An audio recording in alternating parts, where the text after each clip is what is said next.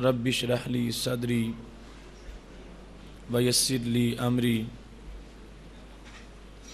واحلل عقدۃ من لسانی یفقہوا قولی۔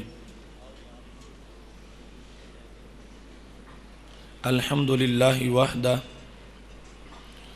والصلاة والسلام علی من لا نبی بعدہ وعلی آلہ واصحابہ الذین اوفوا عہدہ۔ اما بعد فاعوذ باللہ من الشیطان الرجیم۔ بسم اللہ الرحمن الرحیم۔ انزل من السماء ماء فسالت اودیۃ بقدرها فاحتمل السیل زبدا رابیا ومما یوقدون علیہ فی النار ابتغاء حلیۃ او متاع زبد مثلہ کذالک یضرب اللہ الحق والباطل فاما الزبد فیذهب جفاء واما ما ينفع الناس فيمكث في الارض كذلك يضرب الله الامثال۔ صدق اللہ العظیم وصدق رسولہ النبی الکریم الامین۔ ان اللہ وملائکتہ یصلون علی النبی یا ایہا الذین آمنوا صلوا علیہ وسلموا تسلیما۔ الصلاۃ والسلام علیک یا سیدی یا رسول اللہ وعلی آلک واصحابک یا حبیب اللہ۔ مولاي صل وسلم دائما ابدا على حبیبک خیر الخلق کلہم منزہ عن شریک فی محاسنہ فجوہر الحسن فیہ غیر منقسم۔ یا اکرم الخلق مالی من الوذ بہ سواک عند حلول الحادث العممی۔ ربی صلی وسلم دائما ابدا علی حبیبک خیر الخلق کلہم۔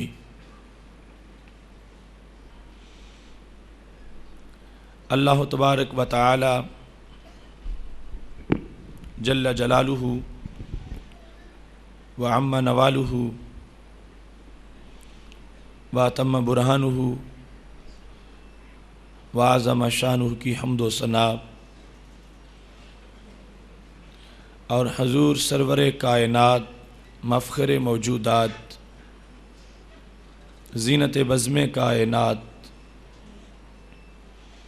دستگیر جہاں غم گسار زمان سید سروراں حامی بے قسم قائد المرسلین خاتم النبیین احمد مجتبیٰ جناب محمد مصطفیٰ صلی اللہ علیہ وآلہ واصحابہ وبارک وسلم کے دربار گہر بار میں ہدیہ درود السلام عرض کرنے کے بعد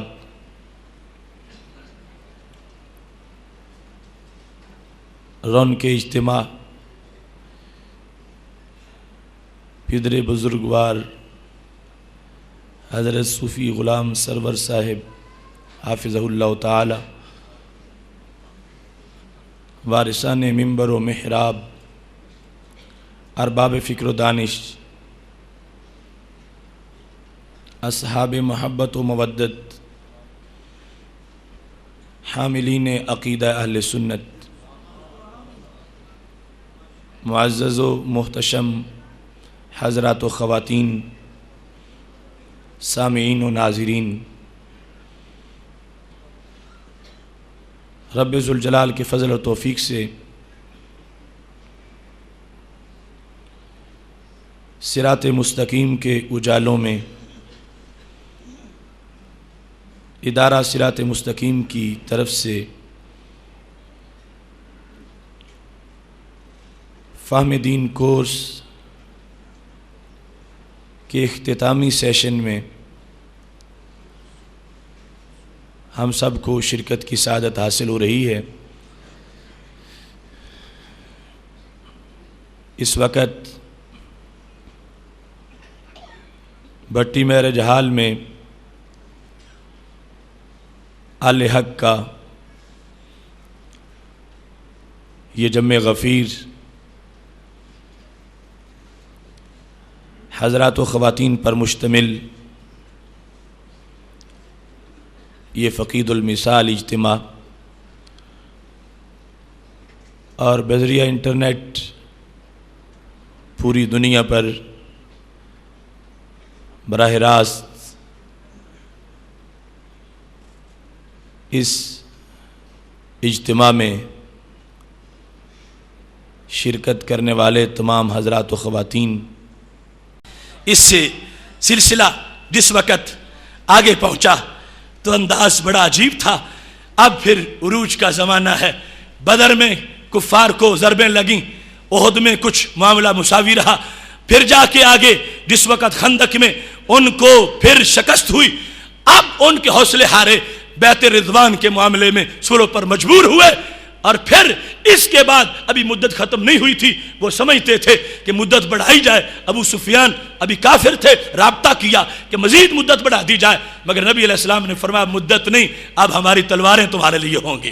پھر فتح مکہ ہے، پھر عروج کا، یہ حصی عروج کا زمانہ ہے۔ ہر طرف یہ انداز ہے کہ وہ لوگ جو پہلے ان کو اپنے گھروں میں کوئی عبادت نہیں کرنے دیتا تھا، اب انہوں نے منکروں کے گھروں کے اندر اپنی عبادت کے سوز کو داخل کر دیا ہے۔ جس وقت ان کی آواز پر بظاہر محلے والے لبیک نہیں کہتے تھے، اب دور دراز تک کائنات کا ہر ذرہ ان کی آواز پہ لبیک کہتا جا رہا ہے، اور رب ذوالجلال نے ان کی قربانیوں کو ایک عروج عطا فرمایا ہے۔ ایسے میں ہنسی منظر وہ بھی ہے جس وقت کسریٰ کی فوج 40,000 کی تعداد میں نکلی، اور ادھر سے حضرت مغیرہ بن شعبہ رضی اللہ تعالی عنہ مقابلے میں ہے۔ بخاری شریف میں ہے، جب دور فاروق اعظم رضی اللہ تعالی عنہ اور فتوحات کا سلسلہ تھا، جس وقت فوجیں آمنے سامنے ہو گئیں تو اس نے کہا کہ تم اپنا تعارف کرواؤ، تم کون لوگ ہو؟ کسریٰ کے گورنر نے اور اس کے کمانڈر نے کہا تعارف کرواؤ ہم سے لڑنے والوں، تم ہو کون؟ کہاں سے آ کے ہمارے گھر تم آگ برسانا چاہتے ہو؟ اپنا تعارف تو کرواؤ۔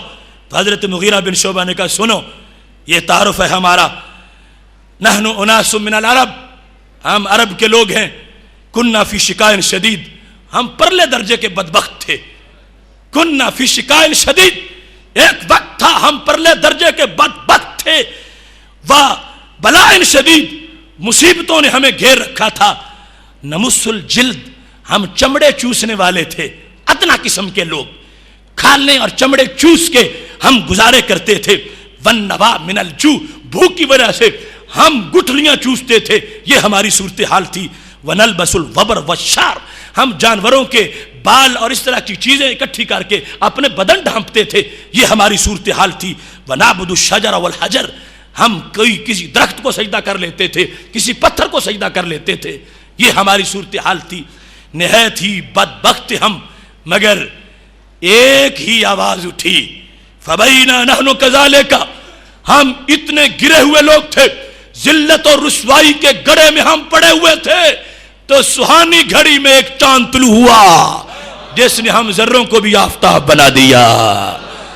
اے کسریٰ کے حواری سن لے، اس وقت ہم کچھ اور تھے، اب ہم کچھ اور ہیں۔ یہ بجلی کا کڑکا تھا یا صوت ہادی، عرب کی زمین جس نے ساری ہلا دی، رسول اکرم نور مجسم شفیع معظم صلی اللہ علیہ وسلم کی غلامی سے جو ان کو انقلاب ملا ہے۔ مغیرہ بن شعبہ ان آتش پرستوں کے سامنے اور کفار کے سامنے اپنا تعارف کرواتے ہوئے کہنے لگے اس باشا رب السماوات و رب الارضین، اللہ جو آسمانوں کا بھی رب ہے اور زمین کا رب ہے، اس نے بھیجا ہے ہمارے لیے الینا نبیا من انفسنا، ہیں وہ ہمارے اندر سے ہی، ہمارے یہ قبیلہ سے وہ پیدا ہوئے، مگر ہیں ایسے کہ ان جیسا کائنات میں کوئی نہیں ہے۔ اللہ نے ہماری طرف بھیجا ان کو، نعرف اباہو و امہو، ہمیں ان کے ابا جی کا بھی پتا ہے، ان کی امی جی کا بھی پتا ہے، یعنی وہ آؤٹ سائڈر نہیں تھے، ہمارے ماحول کے تھے، ہم ان کو جانتے تھے۔ وہ جس وقت آئے ہیں تو انہوں نے ہمیں جو انداز دیا ہے اس انداز نے ہمیں پوری کائنات میں بلندیاں عطا فرما دی ہے۔ اب دیکھنا اس اسلام کا انداز کہ جس کے ماننے والوں کو کبھی رسیوں سے باندھ کے دھوئیں دیے جاتے تھے، اس اسلام کا انداز کہ جس کے ماننے والوں کو لٹا کر سینے پہ پتھر رکھ دیے جاتے تھے، اب کیا انداز بنا ہے۔ حضرت مغیرہ بن شعبہ کسریٰ کے اس گورنر اور کمانڈر کے سامنے فارس کے ان آتش دانوں کے اندر ایمان کی روح پھونکنے کے لیے جو تقریر کر رہے تھے جنگ کرنے سے پہلے، اس کے لفظ بڑے عجیب ہیں۔ کہنے لگے امرنا نبینا، ہمارے نبی علیہ السلام نے ہمیں یہ حکم دے دیا ہے، اور امرنا، انہوں نے ہمیں یہ اس بات پر متوجہ کیا ہے، ان نقاتلکم، کہ ہم تم سے لڑیں گے، ہم تمہیں ماریں گے، ہم تمہاری گردنیں توڑیں گے۔ کب تک؟ حتی تعبد اللہ، جب تک تم ہمارے رب کو سجدہ نہیں کرتے ہم تمہیں تلواروں سے سیدھا کریں گے، ہم تم سے جہاد کریں گے، یا تو تم عبادت کرو یا او تعد الجزیہ، یا پھر اس طرح جھکتے ہوئے آ کے ہمیں جزیہ دو اور اپنی ذلت کو تسلیم کرو، ہم پھر تمہیں چھوڑیں گے، حکومت ہماری ہوگی، راج ہمارا ہوگا، سلطنت ہماری ہوگی، اور پھر تم ایک ذمہ کے طور پر اس میں رہ سکو گے، اور یہ انداز ہوگا کہ تمہیں جزیہ دیتے وقت باقاعدہ اپنی ذلیل حالت کے اندر آ کے ہمیں جزیہ دینا پڑے گا۔ یہ دو صورتیں ہیں، ان کے سوا تیسری بات ہمارے لیے کوئی بھی منظور نہیں ہوگی۔ اب یہ انداز جو حضرت مغیرہ بن شعبہ کا ہے، وہ اسلام جو مکہ شریف سے راتوں رات نکلا تھا اور مدینہ شریف اس نے حکومت بنا لی تھی، اور پھر اس نے غزوات سے اپنا لوہا منوایا تھا۔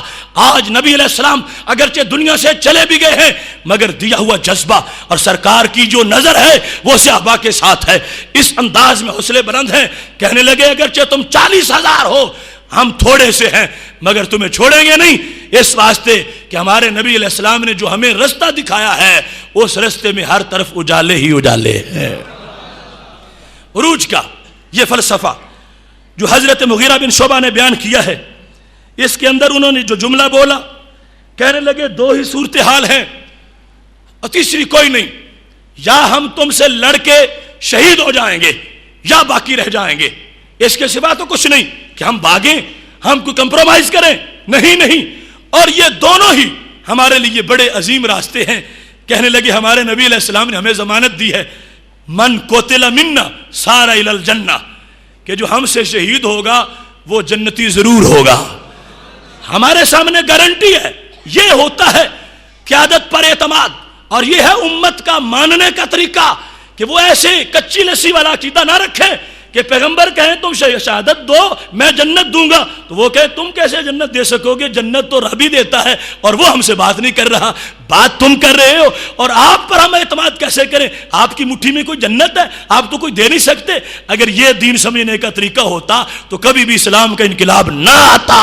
صحابہ نے کافروں کی گردنیں اس لیے توڑی ہیں، کہنے لگے ہمارے ساتھ سرکار نے طے کر لیا ہے، تم جیتے رہو گے پھر غازی ہو، اور اگر تم شہید ہو جاؤ گے جنت تمہاری ہے۔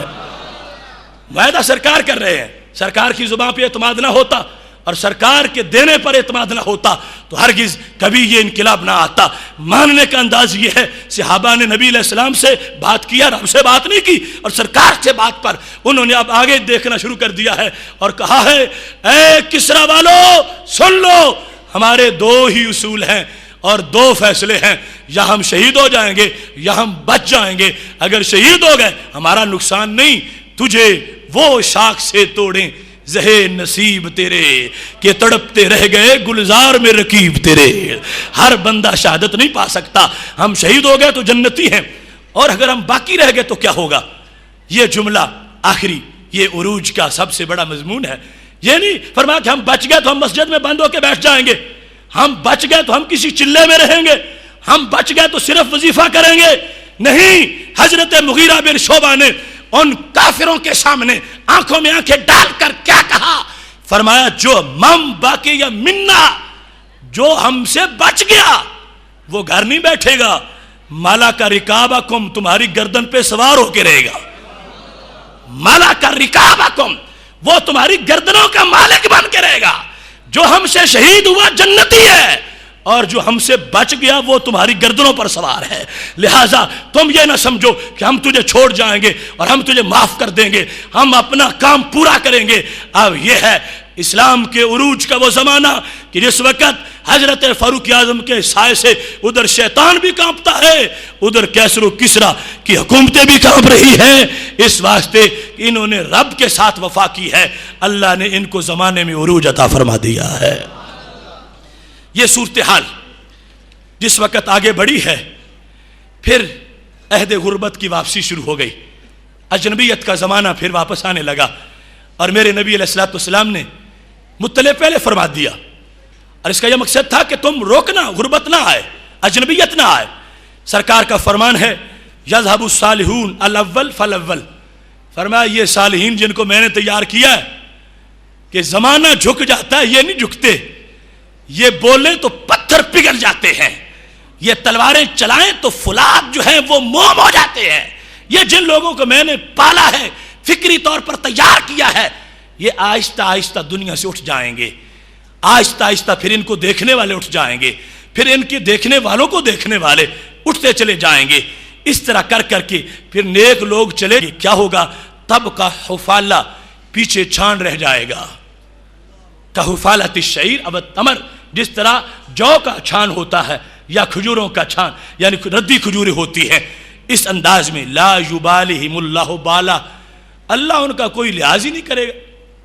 کیوں؟ ایک وقت وہ ہے جو نبی علیہ السلام نے خود فرمایا ہے، جب فوجیں آمنے سامنے ہوں گی تو اعلان ہوگا حل فیکم من صاحب رسول اللہ صلی اللہ علیہ وسلم، کیا پوری فوج میں کوئی ایسا ہے کہ جس نے نبی علیہ السلام کو دیکھا ہو؟ کہا جائے گا یقال نعم، ایک بندہ ایسا ہے، فیفتح لہم، اس ایک کی برکت سے سب کو فتح مل جائے گی۔ پتہ چلا اس ایک کا اللہ نے لحاظ رکھا ہوا ہے، اوروں کا وہ لحاظ نہیں جو اس ایک کا ہے۔ اور پھر جنگ ہوگی، فرمایا حل فیکم من صاحب اصحاب رسول اللہ صلی اللہ علیہ وسلم، کیا تم میں کوئی ایسا ہے جس نے سرکار کی صحبت تو نہ پائی ہو لیکن سرکار کے صحابہ کو دیکھا ہو؟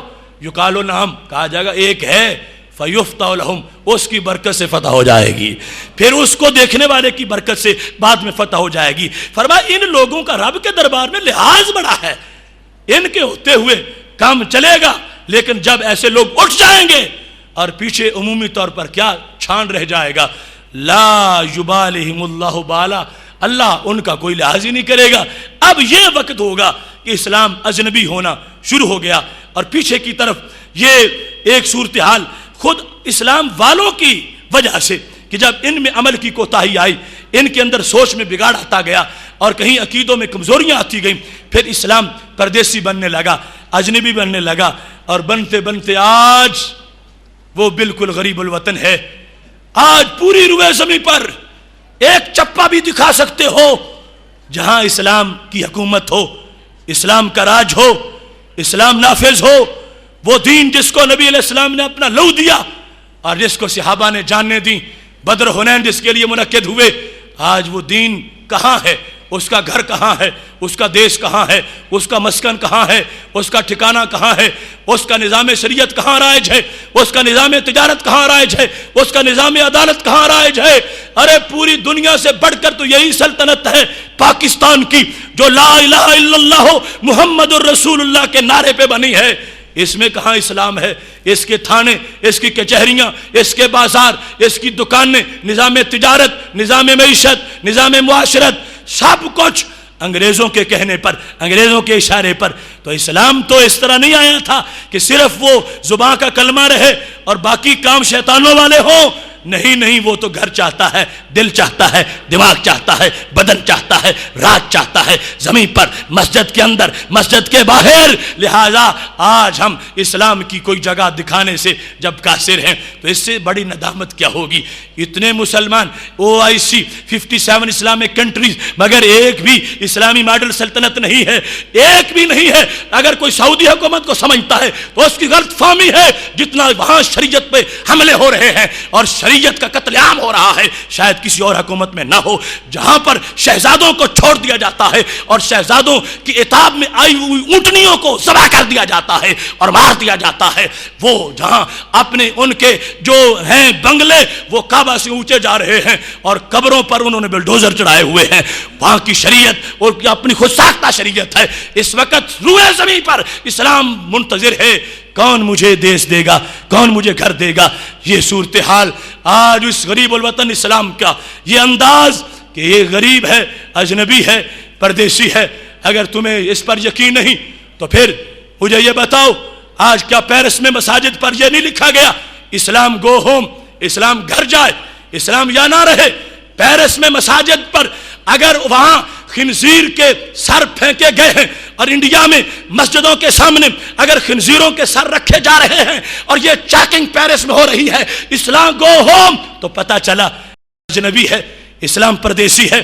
اگر آج تم یہ دیکھتے ہو کہ وہاں پر امریکہ میں کعبۃ اللہ کے ماڈل کا شراب خانہ تیار کر دیا گیا ہے اور ہماری مقدس جگہ کو انہوں نے شراب خانہ کے ساتھ شراب خانہ اسی ماڈل کا بنا کر جب لوگوں کو یہ دعوت دی ہے کہ ہم اب پوری طرح اسلام کے خلاف ہیں، برداشت نہیں کر سکتے، اسلام ہمیں پسند نہیں، اور اس طرح بھی کہ یہ اپنے گھروں میں بھی ہمیں یہ پسند نہیں ہے، یہ اجنبیت نہیں اسلام کی، پردیسی ہونا نہیں، تو اور کیا ہے؟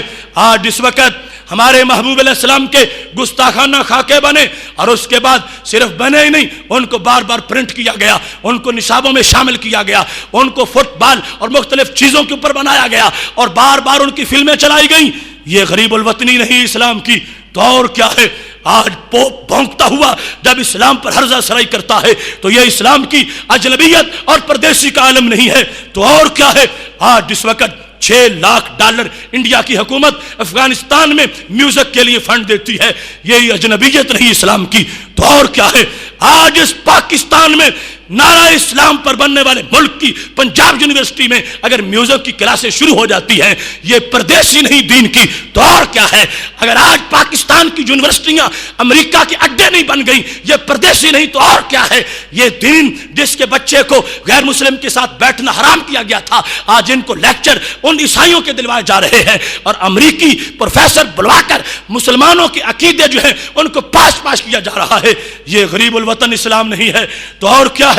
آج حدود اللہ کا مذاق اڑایا جا رہا ہے، حدود اللہ کو مشق ستم بنا دیا گیا ہے، جن کو 2 اور 2 اور 4 کا نظریہ آتا تھا، گنتی کے 200 لفظ آتے تھے، وہ حدود پہ رائے سنی کر رہے ہیں اور اللہ کے نظام میں جس میں قیاس کا دخل ہی نہیں تھا اس نظام کو معاذ اللہ اپنی عقل کے مطابق موڑ دینا چاہتے ہیں۔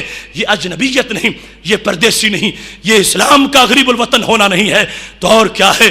آج اس روئے زمین پر اس پاکستان پر جس نے ماؤں کی غیرت پر پہرا دینے کے لیے یہ ملک حاصل کیا تھا، یہ معمولی سی قربانی نہیں تھی، 20 لاکھ جانیں دے کر ہم نے پاکستان لیا تھا، 20 لاکھ جانیں دے کر 2 کروڑ لوگوں نے گھر چھوڑا، 90,000 عورتوں کی عزتیں لٹ گئیں، پھر یہ وطن بنا۔ تو کیا میراتھن ریس کے لیے بنایا تھا؟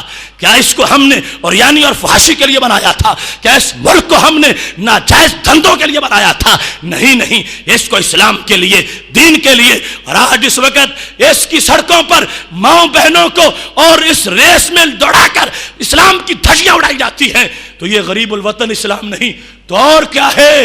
اس واسطے میرے بھائیوں کوئی یہ نہ کہے کہ اسلام کا گھر ہے، اسلام کا دیش ہے، اسلام غریب الوطن، اسلام پردیسی، اسلام چاہتا ہے مجھے گھر ملے۔ آج جو اسلام کو دل دے گا کل رب اس کو جنت عطا فرمائے گا۔ ایسی صورتحال کے اندر ہمیں اپنا کردار بین الاقوامی حالات، انٹرنیشنل افیئرز، اس کے لحاظ سے پوری ملت کا ایک سروا کرتے ہوئے یہ دیکھنا ہے 32 عیسائی چینلز اسلامی دنیا میں چل رہے ہیں۔ آج ورلڈ ہیلپ نامی تنظیم عراق کے نقشے چھاپ کے لگی پھر رہی ہے، امریکہ میں فنڈ اکٹھا ہو رہا ہے کہ عراق کے اندر ہمیں 10 لاکھ انجیل کی ضرورت ہے۔ اسلام کے لیے وہ یہ تحفے پیش کر رہے ہیں، عیسائی ہمارے بندوں کو خراب کرنے کے لیے فنڈ اکٹھا کر رہے ہیں۔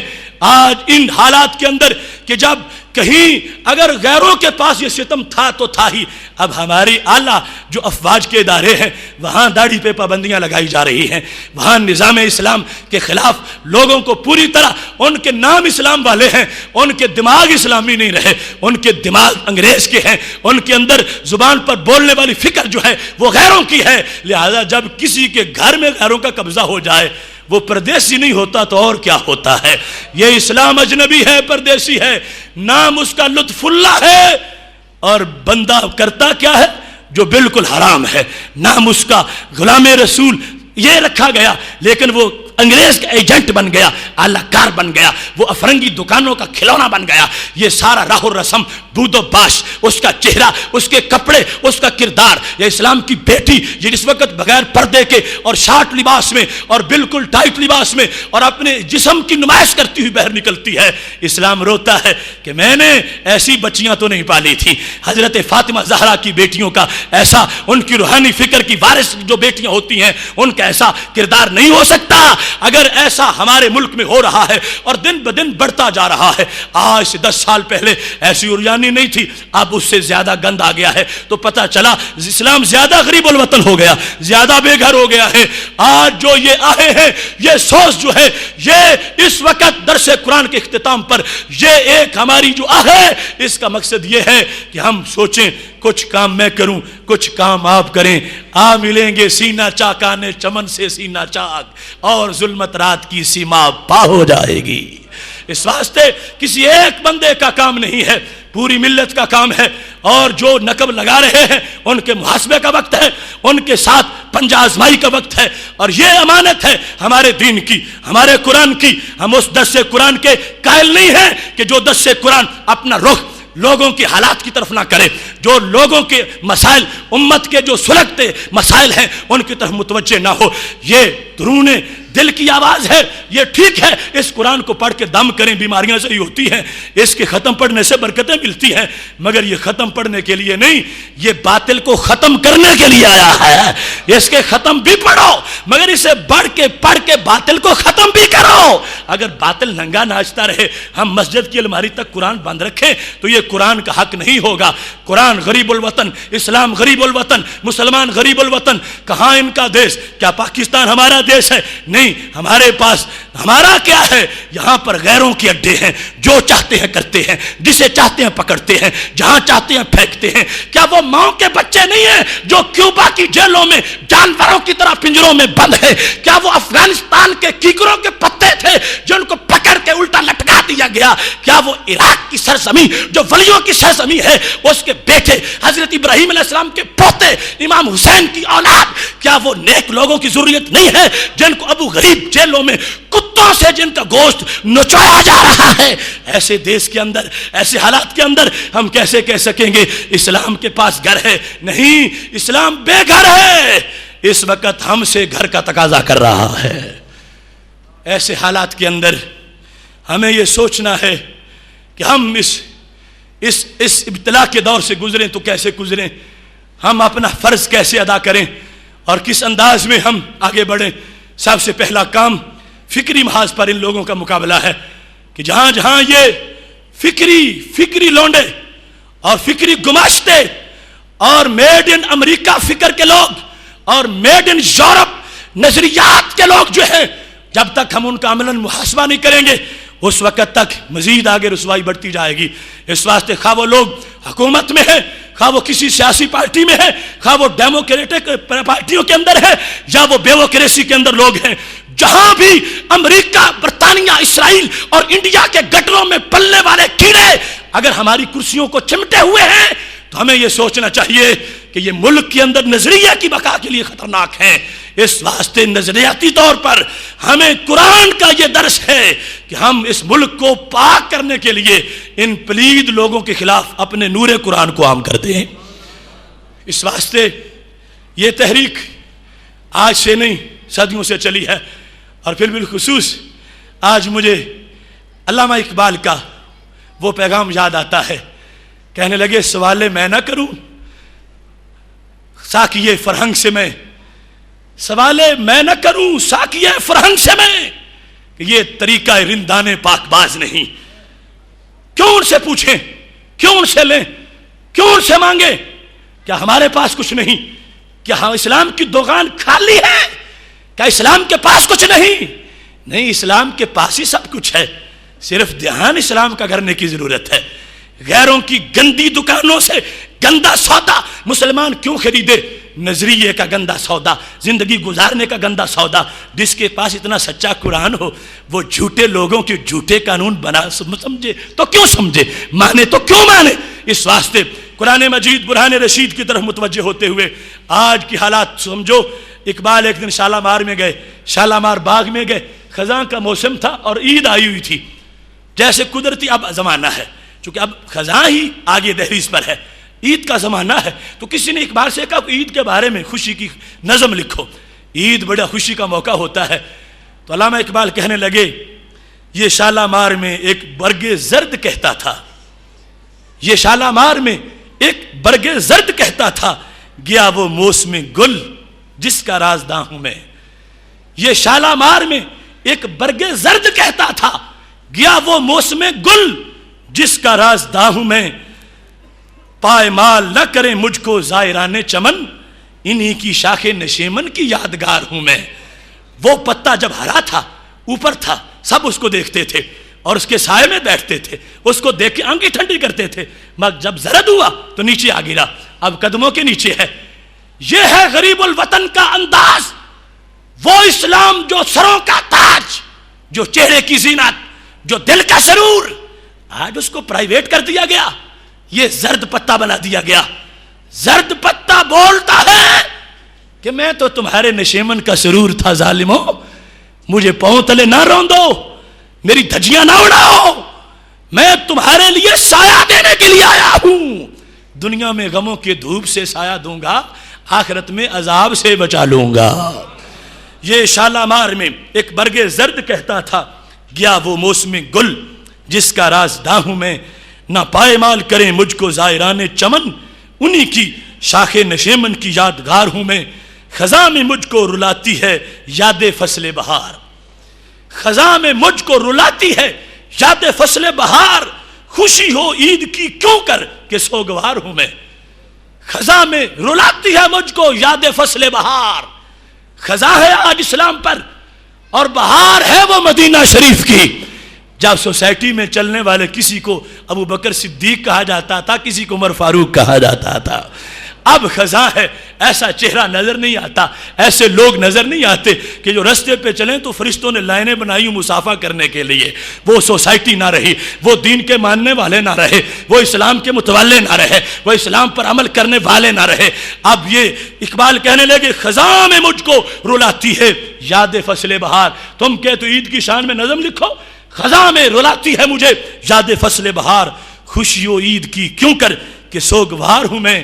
اجاڑ ہو گئے عہد کہن کے میں خانے، اجاڑ ہو گئے عہد کہن کے میں خانے، گزشتہ بادہ پرستوں کی یادگار ہوں میں۔ یہ پتا بتا رہا ہے کہ میں تو بڑا قیمتی ہوا کرتا تھا، اب میری طرف کوئی دیکھ نہیں رہا، مجھے یوں خزاں کی نظر ہوا تو ہر طرف مجھ پہ قدم رکھے جانے لگے۔ لہٰذا آج کا غریب الوطن اسلام اس کی اس سمجھ نہیں ہو اس حیثیت کو، تو ان شعروں کو سامنے رکھ کر اس مثال کو سامنے رکھو اور پھر اپنا جو کردار ہے اس کو دیکھو کہ وہ پتا جو سایہ کرتا ہو اسے قدموں کا تلے روندا نہیں جاتا، اسے سر کا تاج بنایا جاتا ہے۔ ایسی صورتحال میں یقیناً جس وقت ہم گرد و پیش کو تو دیکھیں دور کی بات ہے، اپنے ملک کی حالات اپنے حوالے اس وقت سامنے رکھتے ہیں، محلے محلے میں بے حیائی، بد کرداری، جھوٹے لوگ، فراڈی لوگ اور اس طرح کی منحوس لوگ، یعنی جن کا کردار صحیح نہیں، عقیدہ صحیح نہیں، ان لوگوں کے طرف اصلاح کا پیغام، اور پھر جو مسلط حکمران ہیں ان کے لیے اصلاح کا پیغام۔ آخر پورے ملک اور حکومت کا بھی ایک اثر ہوتا ہے بندوں پر، چھت پہ جو کچھ ہوتا ہے نیچے وہی گرتا ہے، پر نالے سے اور نہیں آتا، چھت والا ہی نیچے آتا ہے۔ اگر کسی ملک کا وزیر صحت کنجریوں کے ساتھ ڈانس کر کے کہے یہ ہماری صحت مند سرگرمی ہے تو اس ملک کے بیٹے ڈانس نہیں کریں گے تو کیا کریں گے؟ اور اگر کسی ملک کا پریزیڈنٹ پولو کیمپ میں ناچ رہا ہو تو اس ملک کے بچوں سے کیا امید ہو سکے گی کہ یہ اپنے آپ کو بچا سکتے ہیں؟ اس واسطے برباد گلستان کرنے کو بس ایک ہی الو کافی ہے. ہر شاخ پہ الو بیٹھا ہو انجام گلستان کیا ہوگا؟ ہر طرف مسائل ہیں، ہر طرف دھندلکے ہیں، ہر طرف اندھیرے ہیں، مگر حق پرستوں کے لیے یہ ضروری ہے اذان پڑھیں. ایک نمازی آ گیا پھر بھی ٹھیک، 10 آ گئے پھر بھی ٹھیک، 1000 آ گئے پھر بھی ٹھیک، کوئی نہ آیا پھر بھی اذان پڑھنے والا تو اذان پڑھے گا. اس واسطے یہ صراط مستقیم کی اذان ہے جو حضرت امام حسین نے کربلا میں دی تھی، فضل خیر آبادی نے دریائے شور کے کنارے اپنی قبر بنوا کے دی تھی. وہ ہمارے ذمہ آج ان کا دیا ہوا ایک تحفہ ہے. اس واسطے اس اذان کو بڑھانا یہ صراط مستقیم کی اولین ترجیح ہے. کیا ہو گیا ہمیں؟ یہ ملک ہے جس میں جو ایجوکیشن کا وزیر ہے اس کو پرائم منسٹر آف اگنورینس کہنا چاہیے، جس نے یہ کہہ دیا ہے ہماری اور انڈین ثقافت ایک ہے، ہماری تہذیب ہڑپا سے ہے اور ہمارا ان کا کوئی فرق نہیں ہے. اتنا بھی جاہل کوئی ہو سکتا ہے؟ ہمارا اور انڈیا کا کوئی فرق نہیں تو وہ آمنہ عائشہ جو بارڈر سے پار امرتسر میں ہندوؤں کے بچے جنم دے رہی ہے، ان سے پوچھو ان کا قصور کیا تھا؟ جب پاکستان بنا 90,000 عورتوں کو اغوا کر لیا گیا اور 90,000 اسلام کی بیٹیاں ہندوؤں کے بچے جنم دینے پر مجبور ہیں. وہ ہم سے پوچھتی ہیں ظالموں اگر تمہارا کوئی فرق نہیں تھا تو ہمیں کیوں مجبور کر دیا، ہمیں کیوں مروا دیا، ہماری زندگی کیوں خراب کر دی؟ ایسے وحشی جرنیلوں کو اور ایسے وزیروں کو لگام دے کر سمجھاؤ رام والے اور ہیں، رحیم والے اور ہیں. ہم وہ نہیں جو گندھارا سے ہوں، ہم وہ نہیں جو ہڑپا سے ہوں، ہم وہ نہیں جو منجو دھاڑو سے ہوں. ہمیں ہڑپا کے سلوں سے تہذیب نوچنے کی چوسنے کی ضرورت نہیں ہے. ہمارا قرآن ہماری تہذیب ہے، ہمارا قرآن ہماری کلچر ہے. ہم ہڑپا والے نہیں، ہم مکہ والے ہیں. اس واسطے یہ فکر اس وقت جب ہمارے سامنے آ گئی، اس کے سینے میں چھرا نہیں گھونپیں گے تو کون اٹھے گا؟ اگر اسلام کے بیٹے اسلام کے بارے میں اس طرح کے بکواسات کے سامنے خاموش ہو گئے، اللہ فرماتا ہے تم کافر بن جاؤ گے. اذا سمعتم آیات اللہ یکفر بها ویستہزأ بها فلا تقعد معهم حتى يخوضوا في حدیث غیرہ انکم اذا مثلهم. فرمایا جب اسلام کا مذاق اڑایا جائے اور تم بیٹھ کے سنو، اسی طرح کے چوٹی کے کافر بن جاؤ گے. لہذا اسلام کا مذاق اڑایا جائے تو اب بچنے کے لیے بولو کہ ہم ان ظالموں کے سامنے نہیں، ہم ماہ مدینہ کے سامنے ہیں. کتنا ظلم ہے. یہ کلچر اور یہ تہذیب کیا پلیٹ میں رکھ کر دی گئی؟ پوچھو بدر میں بہنے والے خون سے. اگر کفر کا ہمارا فرق نہیں تھا تو پھر بیٹے باپ کے مقابلے میں اور باپ بیٹے کے مقابلے میں بدر میں کیوں آ گئے؟ اگر ایک ہی بات تھی تو ایسا معاملہ کیوں چلتا رہا؟ کربلا کی دھرتیوں سے اذان حسین پوچھتی ہے اور حضرت مجدد الفسانی کا گوالیار کے قلعے میں قید خانہ ہم سے پوچھ رہا ہے. اگر ایک معاملہ تھا تو ایسا کیوں ہوتا رہا؟ کیوں حق والے باطل پرستوں سے ٹکراتے رہے؟ کیا ان کا جگر نہیں تھا؟ کیا ان کا کلیجہ نہیں تھا؟ کیا ان کے لیے سہولتوں کی ضرورت نہیں تھی؟ اگر معاملہ ایک تھا تو گڑی خیرو کے لاقب میں امام شاہ احمد نورانی ننگے چھت کے نیچے کیوں تڑپ کے حق کے نعرے لگاتا رہا؟ اور موت کے پھندے پر جھول کر عبدالستار نیازی نے کیوں نعرہ بلند کیا؟ فرق ہے، ماننا پڑے گا. ہم گائے کو مقدس نہیں سمجھتے، ہم اس کو ذبح کرتے ہیں اور وہ جہاں روٹی کھانی ہو نیچے گائے کا گوبر ملتے ہیں. قرب ان کا، وہ کپڑے اتارے تو ان کا دین، ہم کپڑے پہنے تو ہمارا دین. وہ اپنے انداز میں، ہم اپنے انداز میں. ہمیں ظالموں کے ساتھ نہ ملاؤ، جہنمیوں کی لسٹ میں ہمیں شامل نہ کرو. ہم ان کے شانہ بشانہ نہیں چل سکتے. ان کا چہرہ سیدھا جہنم کی طرف ہے، ہمارا ڈائریکٹ جنت کی طرف ہے. اس واسطے یہ غربت کا ایک تجزیہ آپ کے سامنے کر رہا ہوں. اس کے علاوہ میرے پاس ایسے درجنوں شواہد ہیں. جس وقت ایک دھرتی کے اندر اس ملت کا ہیرو محمد بن قاسم اگر اس کو کوئی ظالم کہے اور راجہ دہر کو مظلوم کہے تو کیا اس نے اسلام کی بولی بولی ہے یا کفر کی بولی بول رہا ہے؟ اس واسطے یہ ساری جو صورتحال اور انالیسز ہے اس کو سامنے رکھتے وقت اب یہ فیصلہ کر لو، اگر ہم گھروں میں رہے، اگر ہم نے دین نہ پڑھا، اگر ہم نے دین نہ سمجھایا، اگر ہم نے لوگوں تک پیغام نہ پہنچایا، اگر ہم خود فکری طور پر مسلح نہ ہوئے اور ہم نے لوگوں کو بیدار نہ کیا، تو کل ہمیں یہاں سے پکڑا جائے گا قیامت کے دن کہ تم گونگے شیطان تھے، تم کیوں نہ بولے جس وقت میرے دین کی دھجیاں اڑائی جا رہی تھیں۔ اس وقت اگر کوئی بندہ اللہ کے اس عذاب سے بچنا چاہتا ہے تو بیدار ہو جائے، ہوشیار ہو جائے۔ ہم نے فہم دین کورس کی شکل میں جو تمہیں چھوٹا سا ایک نصاب دیا ہے اور پچھلا نصاب اور مسلسل یہ 13واں کورس ہے، یہ ایک راستے کی طرف رہنمائی ہے، تھوڑی سی کوشش ہے، اور انشاءاللہ رمضان میں ایک نیکی جب 70 تک پہنچتی ہے تو ایک کورس 70 تک پہنچ جائے گا۔ اس کا مضمون، اس کے اندر جو نور ہے، اس کے اندر جو روشنی ہے، وہ یقیناً آگے بڑھے گی اور اس کو لے کے چلیں گے۔ درس ہوتا رہتا ہے، درس قرآن کے اندر قرآن کی ترجمانی ہونی چاہیے۔ ایک تو وہ ویسے شعبہ ہے کہ جن کے ہاں میں نے کل ذکر کر دیا تھا کہ درس قرآن ایک دن شیطان بھی دینے آ گیا تھا اور صحابی رسول کو دینے آ گیا تھا، اس واسطے ہر درس قرآن نہیں ہوتا۔ اور دوسرا، درس قرآن میں یہ بھی ضروری ہے، اب لوگوں کو ہیضہ ہو چکا ہو اور جو معالج ہے وہ صرف ان کو زکام کی دوائیاں دیتا رہے، لوگ ہیضے میں مر جائیں تو زکام کی دوائی بیچنے کی فائدہ کیا ہے، ضرورت کیا ہے؟ وہ ڈاکٹر نام ہوتا مر جاتا کہ جب قوم کو ہیضہ تھا اور وہ دوائی دے رہا تھا زکام کی۔ نہیں، جو بیماری ہو دوائی اس کی بیچو، جو مرض ہو علاج اس کا کرو۔ اس واسطے آج کے حالات میں نام نہاد روشن خیالی اور یعنی فحاشی اور یہ بدلتے ہوئے اطوار اور شاعر اسلام کا مذاق جو اڑایا جا رہا ہے، سب سے پہلے ٹیکہ اس کے خلاف لگانے کی ضرورت ہے۔ اس واسطے ہم اپنے ہاں جو اپنے اسلاف کا ایک پیغام رکھتے ہیں اور ایک عظیمت کے رستے کی طرف چلنے کی کوشش کر رہے ہیں، اور ایک ہم پر جو ذمہ داری ہے، اور اس سلسلے میں ادارہ صراط مستقیم کا جو ایک پلیٹ فارم ہے، اس کے لیے میں تفصیل میں نہیں جاتا، لیکن اتنا یہ ضرور کہوں گا، اس کا پس منظر کیا ہے، یہ ادارہ ہے کیا، یہ کرنا کیا چاہتا ہے۔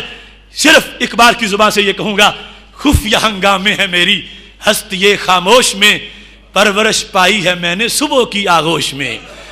خفیہ ہنگامے ہے میری ہستی خاموش میں، پرورش پائی ہے میں نے صبح کی آغوش میں، مضطرب ہر دم میری تقدیر رکھتی ہے مجھے، مضطرب ہر دم میری تقدیر رکھتی ہے مجھے، جستجو میں لذت تنویر رکھتی ہے مجھے، سرما بن کے چشم انسان میں سما جاؤں گا میں، سرما بن کے چشم انسان میں سما جاؤں گا میں، رات نے جس کو چھپا رکھا ہے اس کو دکھلاؤں گا میں۔ یہ ادارہ صراط مستقیم کا پس منظر، حال اور مستقبل ہے۔ 3 شعر تینوں احوال کی غمازی کر رہے ہیں۔ خفیہ ہنگامے ہے میری ہستی خاموش میں، پرورش پائی ہے میں نے صبح کی آغوش میں۔ وہ حضرت حافظ الحدیث پیر سید محمد جلال الدین شاہ صاحب رحمت اللہ علیہ، ان کے فیضان کا یہ اظہار ہے۔ وہ امام برحق امام شاہ احمد نورانی کی استقامت، ان کی تربیت کا یہ پلیٹ فارم ہے۔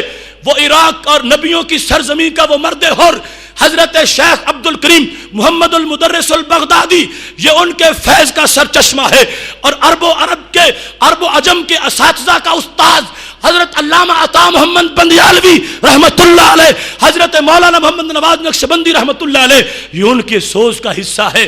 خفیہ ہنگامے ہے میری ہستی خاموش میں، پرورش پائی ہے میں نے صبح کی آغوش میں، مضطرب ہر دم میری تقدیر رکھتی ہے مجھے، جستجو میں لذت تنویر رکھتی ہے مجھے، سرما بن کے چشم انسان میں سما جاؤں گا میں، رات نے جس کو چھپا رکھا ہے اس کو دکھلاؤں گا میں۔ اس انداز میں ہمارا یہ ادارہ اور ہمارا یہ پلیٹ فارم ہم سے اس بات کا تقاضا کر رہا ہے کہ محبوب علیہ السلام نے فرمایا تھا، میری مبارکباد ہے ان لوگوں کے لیے جو اصلاح کریں گے، جب سنت کو چھوڑا جا رہا ہوگا وہ سنت کا درس دیں گے، سنت پر لوگوں کو لائیں گے، دین کو زندہ کریں گے۔ اور اس سلسلہ میں ذرا جرأت سے کام لینے کی ضرورت ہے۔ آگے کم نہیں کر سکو گے جب تک اپنا آپ سرکار کو نہیں دو گے۔ پہلے اپنا دل تو دو دین کو، اپنا سر تو دو۔ جو اپنا چہرہ نہ دے سکے، اپنا چہرہ دین کو نہ دے سکے، وہ اپنا سین کیسے دے سکے گا؟ اپنا چہرہ، اپنا قد، اپنی قامت، اپنی سوچ، اپنا خیال، اپنا تدبر، اپنا شعور پلیٹ میں رکھ کے دو اسلام کو۔ اسلام یہ تیرا ہے، جو تیری مرضی ہے وہ میری مرضی ہے۔ یہ ڈیوٹی ہے۔ غریب الوطن اسلام کے ساتھ جو ہمدردی چاہتا ہے اور اس کا دل تڑپ رہا ہے کہ سرکار کا بھیجا ہوا مہمان ہو اور گلیوں میں رات رلتا رہے، ہم گھر نہ کھولیں ہم کون شمار ہوں گے؟ بے وجہ تو نہیں چمن کی تباہیاں، کچھ باغ باہیں برق و شرر سے ملے ہوئے۔ وہ مہمان آیا ہو جس نے طائف کے بازار میں سرکار نے اس کو اپنا خون دیا ہو، بدر و حنین میں جس کے لیے قربانیاں ہو گئی ہوں، کربلا میں جس کے لیے پورا کنبہ جو ہے وہ پیش کیا گیا ہو، وہ آ جائے ہمارے گھر رات دستک دے، وہ میں تمہارا مکی مدنی بدری کربلائی اسلام آ گیا ہوں، ذرا دروازہ کھولو میں رات رہوں۔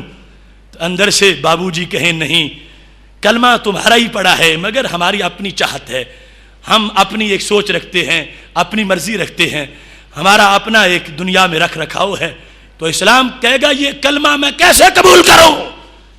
میں صرف کلمہ نہیں، میں پوری زندگی کا نصاب ہوں، میں تمہاری رات گزارنے کا بھی طریقہ ہوں۔ اب ایسا ہو رہا ہے ہم زبان سے نہ بھی کہیں، ہمارے گھر بولتے ہیں اسلام اور جاؤ اور جگہ جاؤ، ہمارے گھر میں ہماری بچیوں کا پردہ نہیں ہے، گھر سے باہر نہیں ہے، ہمارے یہاں رزق حلال نہیں ہے، سودی کاروبار ہے، ہمارے لوگ شرابی ہیں، نماز نہیں پڑھتے۔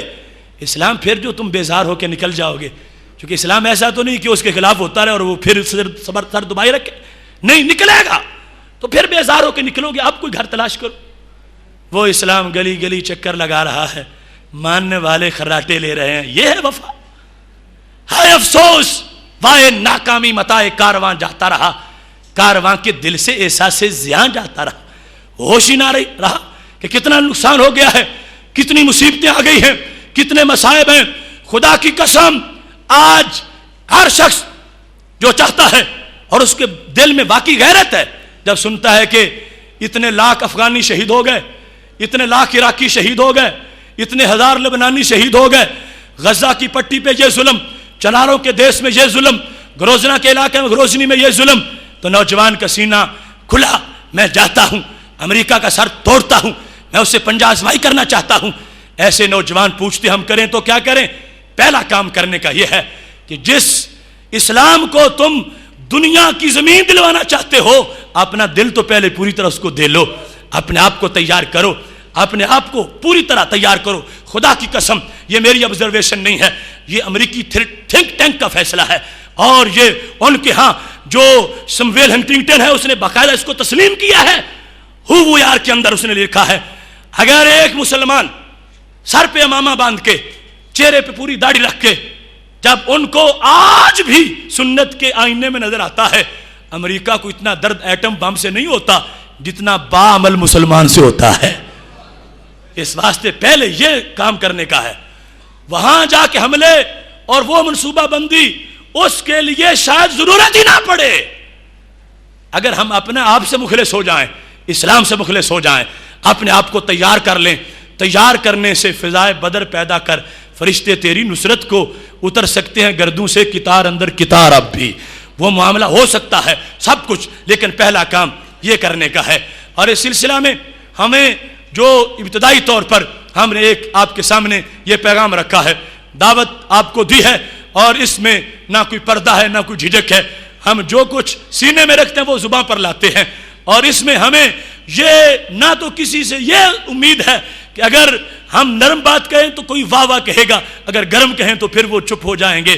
اثر ہو نہ ہو سن تو لو میری فریاد، نہیں ہے داد کا طالب یہ بندہ آزاد، میں صورت گل جوش صبا کا نہیں، صورت گل دستے صبا کا نہیں محتاج، کرتا ہے میرا جوش جنوں میری کباچات، خواہ کوئی کڑی لگائے، خواہ کوئی گولی مارے، خواہ کوئی آنکھوں پہ بٹھائے، یہ کسی کا اپنا مقدر ہے، اپنا نصیب ہے۔ کربلا والوں کے سامنے لوگ نہیں خدا کی ذات ہوتی ہے۔ اس واسطے یہ معاملہ جو ہے یہ ایک پالیسی کے طور پر تمہارے سامنے ہے، اور وقت کے کربلا کے اندر اذان دینے کا معاملہ ہے۔ ہم نے جو تمہیں یہ امانت سونپی ہے تمہارے سینوں کے اندر، یہ 29 دن کا سوز اور یہ ساز اور یہ پیغام، اب اس کا قرض تم پہ ہو گیا ہے، اس کی زکوٰۃ لازم ہو گئی ہے، اس پڑے ہوئے کی زکوٰۃ کہ آگے پڑھاؤ، آگے پہنچاؤ، آگے پھیلاؤ۔ چلو کیسٹ لگا کے کسی کو سناتے رہو، دکان پہ اکیلے نہ بیٹھا کرو، گاڑی میں اکیلے نہ بیٹھا کرو، کیسٹ میری لگاؤ، جس نے جو کچھ کہنا مجھے کہے، مگر کم از کم اسے سناؤ تو صحیح، اسے بتاؤ تو صحیح، اس کے سامنے پیش تو کرو۔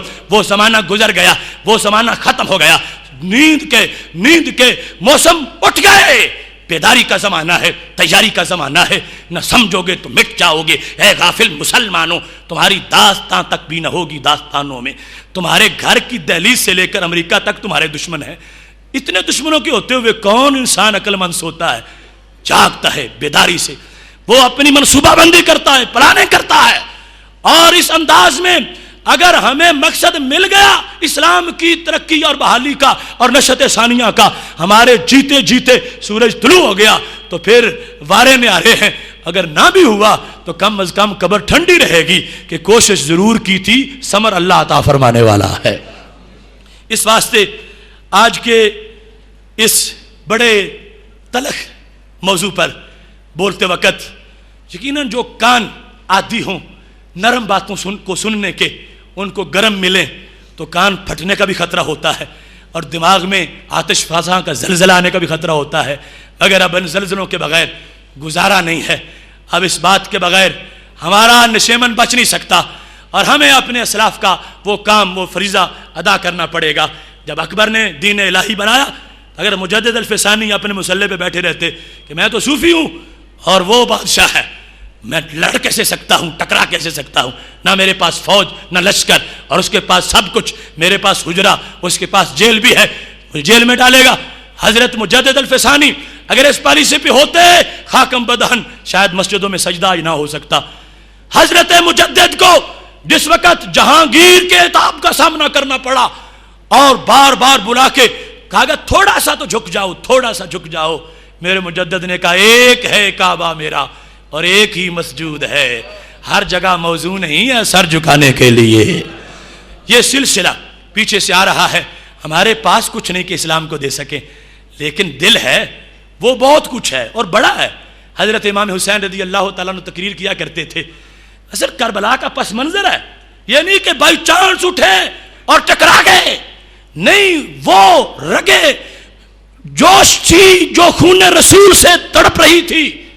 کہا کرتے تھے احبونا بحب الاسلام، جس نے حسین سے پیار کرنا ہو اسلام کے حوالے سے کرے، احبونا بحب الاسلام۔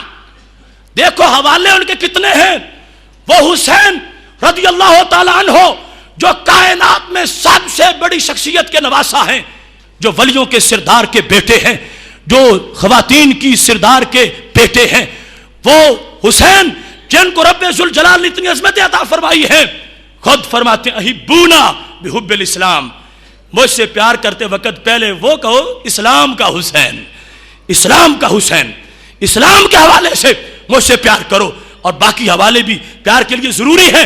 اب وہ صورتحال اس کو سامنے رکھتے ہوئے آج ہم نے اس مضمون کو سمجھتے ہوئے، ابھی یہ تو تمہید تھی ہمارے پیغام کی، اور جو صورتحال موجودہ بنی ہوئی ہے اس کے لحاظ سے آج سے جو ہمیں حکم ملتا ہے وہ وضاحتیں بھی بڑی ضروری ہیں۔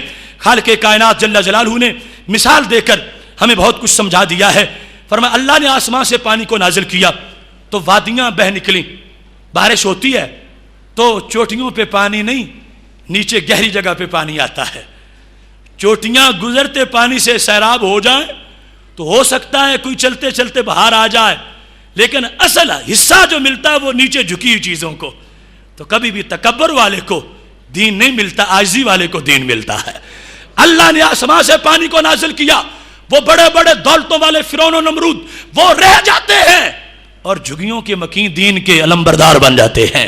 پانی نیچے آ جاتا ہے اور پھر کیا ہوتا ہے، میرے محبوب علیہ الصلوۃ والسلام فرماتے ہیں فاحتمل السیل زبد الرابیہ۔ آج جو ہمارا مسئلہ ہے قرآن نے اس کو بیان کیا، کیا جس وقت پانی نیچے جاتا ہے بارش پھر ہوتی ہے، پانی وادی سے بھر جاتا ہے، پھر آگے نکلنا شروع ہو جاتا ہے، سیلاب کی شکل اختیار کرتا ہے تو پانی پہ ایک جھاگ بن جاتا ہے۔ وہ جھاگ کیا ہوتا ہے، پانی کے اندر جو ملوث ہوتا ہے، پانی جب گندگی آتی ہے، پتے آ جاتے ہیں، مرے ہوئے جانور آ جاتے ہیں، مختلف قسم کی چیزیں، تو پانی ان کو اوپر لے جاتا ہے۔ نیچے صاف پانی ہوتا ہے، اوپر گندا جھاگ ہوتا ہے، ایک یہ جھاگ ہے۔ دوسرا رب ذوالجلال فرماتا ہے جب لوگ زیور بناتے ہیں یا برتن بناتے ہیں تو دھاتوں کو وہ جس وقت آگ دیتے ہیں بھٹی میں تو پھر بھی اوپر جھاگ بنتی ہے، وہ جھاگ بھی اوپر ہے سونے کے، مگر کبھی اس جھاگ کو کسی نے گلے میں نہیں لٹکایا، لٹکایا جائے تو سونے کو لٹکایا جاتا ہے۔ دو جھاگ، ایک سیلاب کے اوپر جھاگ، حکمت قرآن سنو، ایک سیلاب کے اوپر جھاگ اور دوسرا دھات کے اوپر جھاگ. خواہ زیور بنانا تھا پھر بھی اوپر جھاگ آ گیا، خواہ لوہے سے درانتی بنانی تھی، چھری بنانی تھی، پھر بھی اس کو ایک مرحلے سے گزارا گیا اوپر جھاگ. رب ذوالجلال فرماتا یہ دونوں جھاگ مقصود نہیں ہوتے، دونوں کو اتار کے پھینک دیا جاتا ہے، اور نیچے جو خاموش پانی ہے اس کو بندہ اتنا محفوظ رکھتا ہے کہ منہ کے ذریعے اپنے اندر لے جاتا ہے. مقصد کیا تھا کہ اگر کہیں باطل اوپر نظر آ جائے تو مسلمانوں دین سے بیزار نہ ہو جانا کہ ہم تو کسی کام کے نہیں، ہمارا تو دین سے ہی نہیں. باطل اوپر آ گیا ہے، ورلڈ بینک ان کا ہے، اسلحہ ان کا ہے، ٹیکنالوجی ان کی ہے، فلاں جگہ ان کا قبضہ ہو چکا ہے. دائمی قرآن نے کہا یہ جھاگ ہے، اور جھاگ نہیں، نیچے بھاگ ہے، اوپر جھاگ ہے. وہ خواہ عراق ہو، خواہ افغانستان ہو، خواہ وہ لبنان ہو، خواہ وہ غزہ ہو، گروزنی ہو، وہ کشمیر ہو، وہ چچنیا ہو، وہ جہاں کے بھی حالات ہیں، وہ جھاگ ہے. اور جھاگ کو بالآخر کوئی بندہ ہی نہیں، ہوا ہی آتی ہے اٹھا کے دور پھینک دیتی ہے. لہریں آتی ہیں جب سمندر کے اندر سے اٹھتی ہیں تو پھر جھاگ اوپر نہیں رہتا، جھاگ کہیں درختوں پہ گر جاتا ہے، کہیں بحر کناروں پہ گر جاتا ہے، پھر جو مچل کے چلتا ہے وہ پانی کی اپنی لہریں ہوتی ہیں. ہم اس دین والے نہیں ہیں جو اٹھتے سورج کے پجاری بن جائیں اور چڑھتے سورج کی ہواری بن جائیں. نہیں، امریکہ اگر اس فضا میں اڑنا بھی شروع کر دے ہم اس پہ تھوک کے کہیں گے یا رسول اللہ تمہاری غلامی پہ ہمیں فخر ہے. یہ دین ہونا چاہیے، یہ ایمان ہونا چاہیے.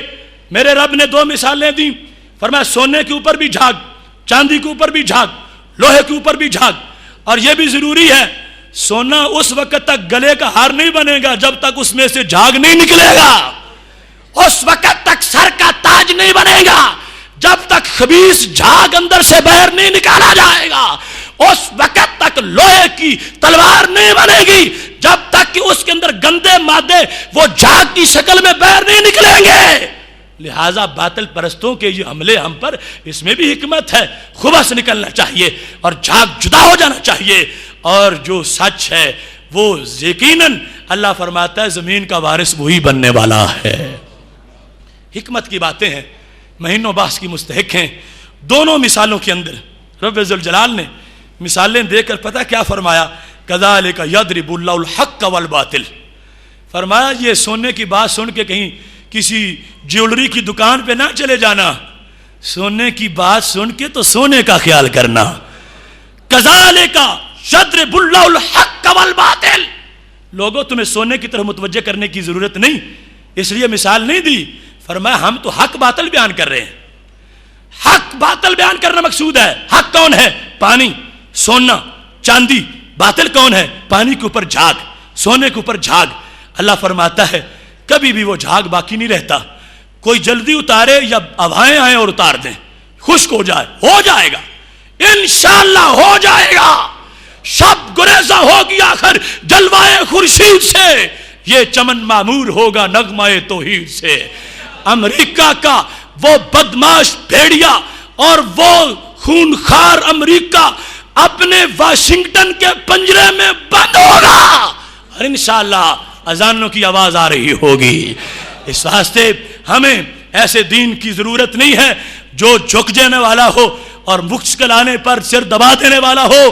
نہیں، ہمارا قرآن بول رہا ہے، ہمارے ساتھ ہے. جھاگ اوپر ہی ہوتا ہے مگر جھاگ اوپر سمجھا نہیں جاتا. آ گیا اوپر جھاگ تو کوئی بات نہیں، بھاگ جائے گا، ہٹ جائے گا. نیچے پانی ہے اور پانی جو رکھا جائے گا تو کیسے محفوظ کر کے زمین بھی پلائے گا، دل بھی پلائے گا، پیارا بڑا ہوگا اور سونا سر پہ ہوگا، گلے میں ہوگا. اس واسطے فرمایا یہ حق ہے، یہ ہر بندے کی ضرورت ہے. اور انشاءاللہ اور یہ بھی دے دیا گیا کہ جتنا بھی برا عمل ہے وہ یہ ہے جس طرح جھاگ ہوتا ہے، اور نیکی جو ہے وہ ہے سونا نیچے اور پانی نیچے. لہذا دنیا میں سینموں میں جھاگ ہے، دنیا میں شراب میں جھاگ ہے، دنیا میں جوے اور حرام کاریوں میں جھاگ ہے، دنیا کی عریانی فحاشی ایک جھاگ ہے، دنیا کی یہ رونقیں جھاگ ہیں، دنیا کے یہ نشے جھاگ ہیں. اور حقیقت میں تلاوت قرآن ہے، حقیقت میں نماز ہے، حقیقت میں روزہ ہے، حقیقت میں حج ہے، حقیقت میں زکوٰۃ ہے۔ اللہ فرماتا ہے یہ سن لو میری مثال، فرمایا اما الزبد فیذهب جفا، فرمایا وہ جھاگ جو ہے وہ اچانک اٹھ جائے گا، واما ما ينفع الناس فيمكث في الارض، فرمایا جو لوگوں کو چیز فائدہ دیتی ہے اسے ہی باقی رکھوں گا زمین میں۔ اس واسطے ہمیں جب رب نے حوصلہ دیا، پکی بات کی، تو وہ مومن کیسے ہوگا جو ان باتوں پہ یقین نہیں رکھے گا؟ ہمارے سامنے جو بھی باطل جس طرح بھی آ جائے، ہمیں قرآن کہہ رہا ہے یہ جھاگ ہے، ہم جھاگ سمجھیں گے اور جھاگ ثابت ہوگا انشاءاللہ۔ اور یہ آزمائش ابتلا ہماری ہے، کیونکہ کچھ صفائی کا مقصد بھی جھاگ پیدا کرنے کا ہوتا ہے۔ اس واسطے پورے حوصلے سے، پورے اطمینان سے، کسی کو 1% بھی شک نہ ہو، اپنے ایمان پر تنقید نہ کرے، اپنے اسلام پر مشق ستم بنا کر باتیں نہ کرے، دکانوں اور تھڑوں پہ بیٹھ کر اسلامی تعلیمات کو کوئی ہیچ نہ بتائے۔ میں مطمئن ہوں، اگرچہ خراب ہے ماحول، خزاں کے بعد کا موسم بہار ہوتا ہے، انشاءاللہ وہ بہار آنے والی ہے۔ اور اس سلسلے میں ہمارا اپنا جو کردار ہونا چاہیے وہ میں اختصار سے آپ کے سامنے رکھ رہا ہوں، اور تڑپ یقیناً مجھے پتہ ہے ہر قلب صادق یہی رکھتا ہے، یہ کوئی میرے دل میں علیحدہ نہیں، ہر دل میں ہے، اور کہیں ہو سکتا ہے مجھ سے کہیں زیادہ آگے ہو، یہ رب کی دی ہوئی تقسیم ہے، کی ہوئی تقسیم ہے۔ ہو سکتا ہے جس کو کوئی سب سے اچھا سمجھے وہ سب سے نچلا ہو، اور جس کو کوئی بھی نہ دیکھ رہا ہو اس کے دل میں سب سے زیادہ بہار ہو۔ اس واسطے میں یہ سمجھتا ہوں، میں تو بطور وکیل بول رہا ہوں، اصل جذبوں میں مالک اور ہیں، اور ہو سکتا ہے اس مجمع میں میرے سے کہیں زیادہ خالص جذبے رکھنے والے اور باطل کے جبڑوں کو چیرنے والے آہنی جذبات موجود ہوں، لیکن وکالت ایک میرے ذمہ ہے اور میں کر رہا ہوں۔ اور میں یہ کہوں گا اگر بدن ہمارے کچھ نہ کریں اتنا تو ہو ہی جائے گا، گر بدن ہمارے کچھ نہ کریں، گر بدن ہمارے کچھ نہ کریں اتنا تو ہو ہی جائے گا کہ اپنی بوٹی بوٹی سے ایک کمرہ تو بن جائے گا۔ اسلام پردیسی ہے، اسلام کے پاس گھر نہیں ہے، گر بدن ہمارے کچھ نہ کریں اتنا تو ہو ہی جائے گا کہ اپنی بوٹی بوٹی سے ایک کمرہ تو بن جائے گا۔ سب دنیا کے کاشانوں سے کیا اونچا رتبہ پائے گا کہ اس کمرے کی چھت پہ پھر دین کا جھنڈا لہرائے گا۔ جب میرے دین کو ہر جانب سے دشمن آ کے دکھ دیں گے، جب میرے دین کو ہر جانب سے دشمن آ کے دکھ دیں گے، ہم اپنی جان کے حجرے میں اسلام پیارا رکھ لیں گے۔ یہ ہمارا منصب ہے، یہ ہماری ڈیوٹی ہے، یہ ہمارا نظریہ ہے جس کو میں نے اپنے اشعار کی شکل میں تمہارے سامنے پیش کر دیا ہے۔ اور میرے نبی علیہ الصلوۃ والسلام کا ہمارے لیے جو اعلان ہے وہ 100 شہید کا ثواب، ہر سنت کے اوپر اجر ہے اور ثواب اپنی جگہ۔ اس کے علاوہ جو تقاضے ہیں باطل کے حملوں کی وجہ سے وہ اپنی جگہ ہے۔ آج ہمیں نہ کسی ایسے مسئلے کی ضرورت ہے، نہ ایسے دانشور کی ضرورت ہے کہ جو مسلسل ہم پہ حملے ہوتے رہیں اور ہمیں کہا مزید کھاؤ مزید کھاؤ۔ کسی آنے والے طوفان کا ڈراوا دے کر نہ خدا نے ہمیں ساحل پہ ڈبونا چاہا کہ آگے جاؤ گے مر جاؤ گے، بھوکے ہو جاؤ گے، حملہ ہو جائے گا، پاکستان مٹ جائے گا، یہ ہو جائے گا، ان دلانا فائر آ گئے ہو۔ کسی آنے والے طوفان کا ڈراوا دے کر نہ خدا نے ہمیں ساحل پہ ڈبونا چاہا، نہیں ہم ڈوبیں گے نہیں انشاءاللہ۔ ہمارے پاس قرآن ہے، ہمارے پاس اس قرآن کا دھیان ہے، اور یہ شروع سے ہمارے پاس پہچان ہے۔ باطل کے فر و فال میں حفاظت کے واسطے یورپ زرہ میں ڈوب گیا دوستہ کمر۔ ہم پوچھتے ہیں شیخ کلیسا نواز سے، مشرق میں جنگ شر ہے تو مغرب میں بھی ہے شر، حق سے اگر غرض ہے تو زیبا ہے کیا یہ بات؟ اسلام کا محاسبہ یورپ سے درگزر، یہ جو پالیسی ہے یورپ کو ہر معاملے میں چھوٹ اور اسلام کا ہر معاملے میں محاسبہ۔ ہم اسلام سے یہ ظلم نہیں ہونے دیں گے کہ اس ہر وقت کٹہرے میں، ہر وقت اس پہ پابندیاں، ہر وقت اس کو تانے کہ تو روشن خیال بن جا۔ ہم سے بڑا روشن خیال کون ہو سکتا ہے؟ وہ امت جس نے 65 علوم اپنی عقل سے تیار کیے، ان سے بڑا روشن دماغ کون ہو سکتا ہے؟ لہذا یہ ہمارے خلاف بغاوت ہے کفر کی، اور ہمارے پاس یہ سازشیں ہو رہی ہیں۔ ان تمام سازشوں کا سینہ چاک کرنے کے لیے ہمیں درس قرآن کی طرف متوجہ ہونا ہے، اور قرآن مجید کا پیغام ہمیں پوری حمایت دینی کے ساتھ آگے پہنچانا ہے، اس انداز میں کہ دور دور تک اس کے ثمرات باقی رہیں، اس کے اثرات باقی رہیں۔ خدا کی قسم ہے اگر ایک بندہ جو گمراہ تھا اگر تمہارے سمجھانے سے راہ راست پر آ گیا تو پوری دنیا کے صدقہ کرنے سے بڑا ثواب مل جائے گا۔ اس واسطے راہ حق کی طرف، راہ دین کی طرف اور ان زرعی اصولوں کی طرف آنا یہ ہماری سب سے بڑی ڈیوٹی ہے۔ اور اپنی گفتگو اس پہ ختم کروں گا۔ سونا جنگل رات اندھیری چھائی بدلی کالی ہے، سونے والو جاگتے رہنا چوروں کی رکھوالی ہے۔ آنکھ سے کاجل صاف چرا لیں یا وہ چور بلا کے ہیں، تیری گٹھڑی تاکی ہے اور تو نے نیند نکالی ہے۔ اور پھر ایک بار پھر صراط مستقیم کا تمہارے لیے وہی پیغام ہے، اجاڑ ہو گئے عہد کہن کے مے خانے، پرانے بادہ پرستوں کی یادگار ہوں میں۔ وآخر دعوانا ان الحمد للہ رب العالمین۔